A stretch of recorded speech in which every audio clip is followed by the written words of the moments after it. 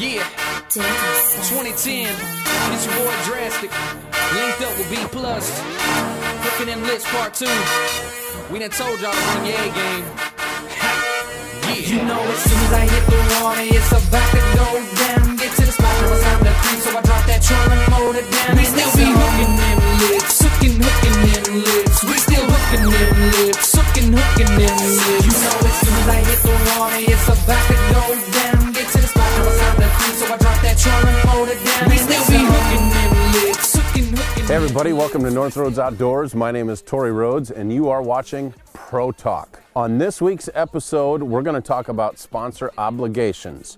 How many days a year and how much time outside of tournaments do they have to obligate and spend with their sponsors? It's going to be a different answer for everybody, and here's why. Different sponsors have different varying degrees of what they require from you.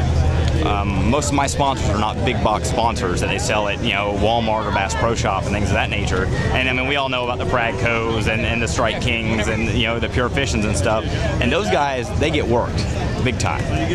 Most of my sponsors, like I said, I do a lot of graphics for them.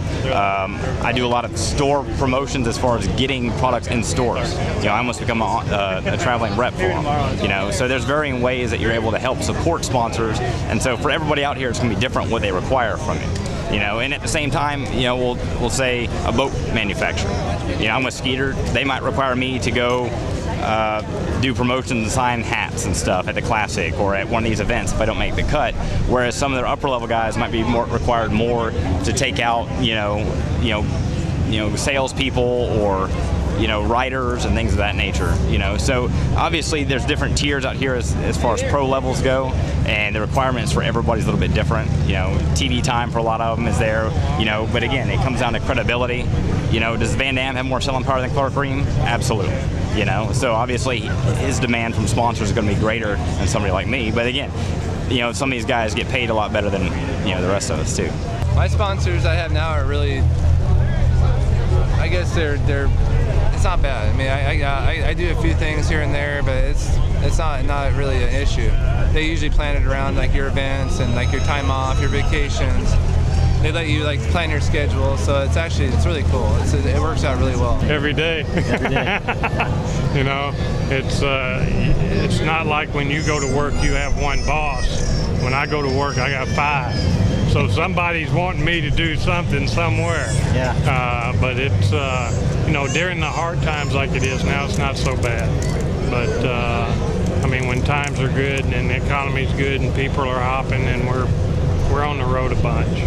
Well, having sponsors is a full-time job, and there's really never a time that I'm off the clock. And anytime I have an opportunity to say a good word and to pass on some goodwill for my sponsors and return the thanks.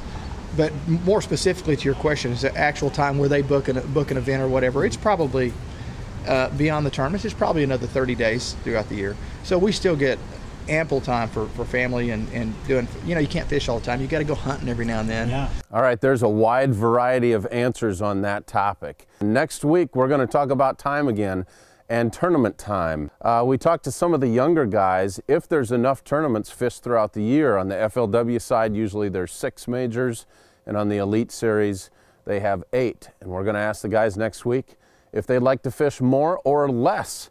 If you have any comments or questions, make sure you put them down below. Check us out on Facebook, and we will see you guys next week. No, I pretty well fished the whole lake down there.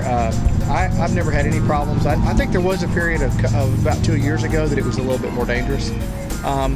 The law enforcement on both sides of the border has really tightened down. Justice in Mexico and justice in the United States are different. If there's any shadow of doubt, I think they just kind of mow them all down.